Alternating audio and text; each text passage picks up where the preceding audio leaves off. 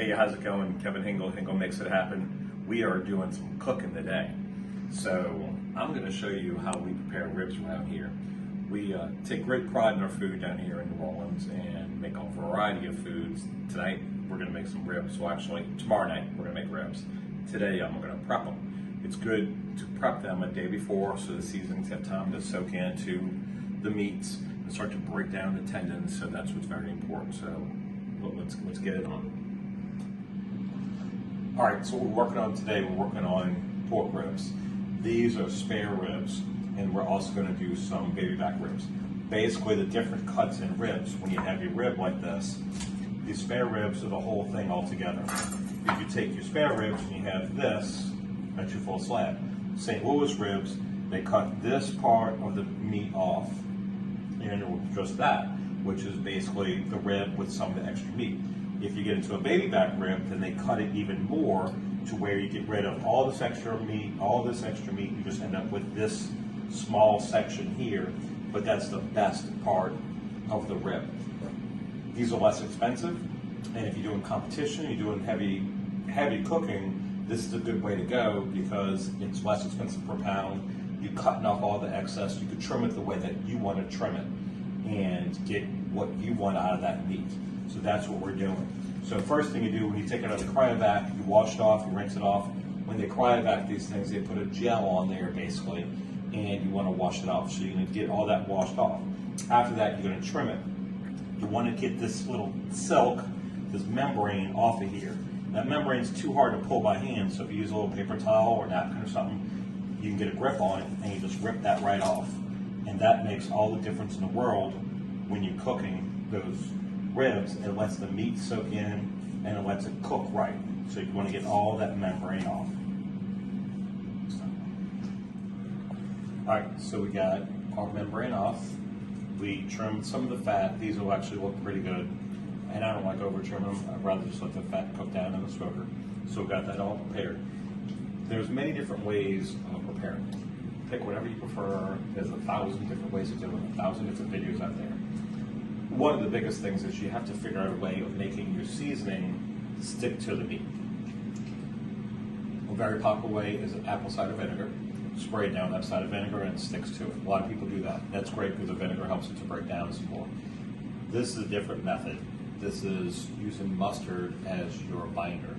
So we're actually using Zatarain's Creole mustard, which I have a ton of it here for some odd reason. And so I'm just slathering the mustard all over the side of it.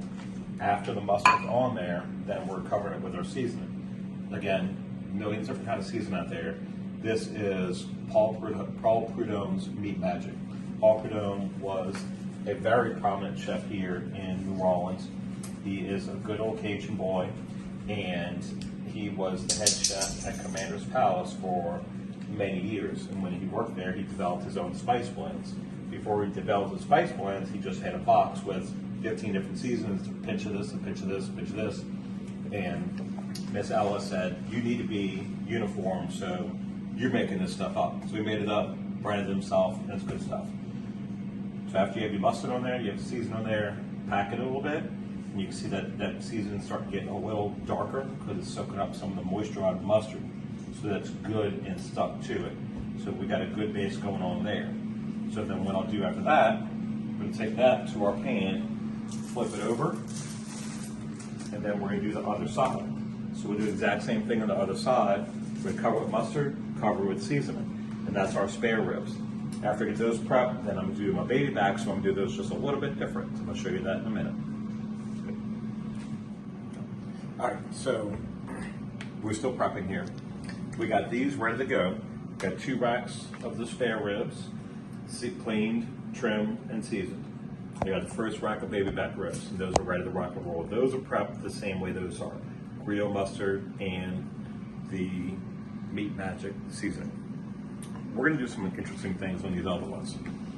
My better half just told me that I'm not explaining things well enough.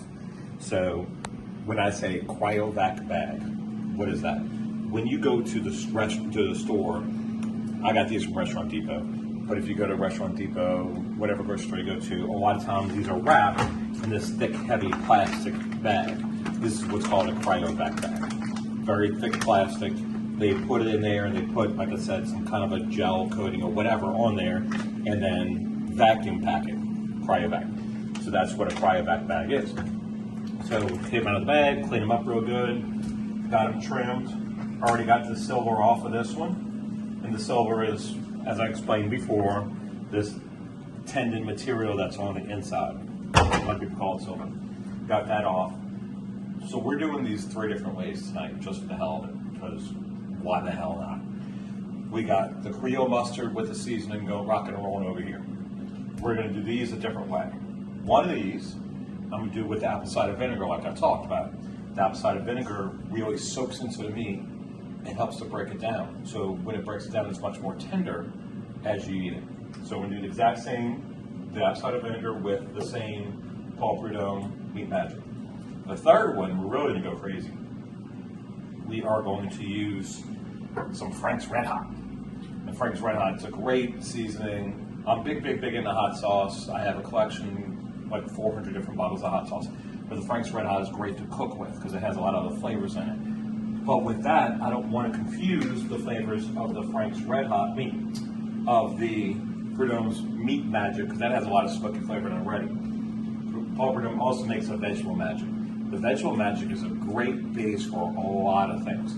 It doesn't have a lot of spices and a lot of seasonings that overpower. It's a great melody of different type of seasonings that really add to the flavor of what you're cooking without overpowering with one thing in particular. So I like to use the Vegetable Magic for something where I'm adding a lot of flavor, like this Frank's Red Hot has a lot of flavor in it. So we're going to do all of that, and then we're going to put this in the refrigerator tonight, leave it for 24 hours.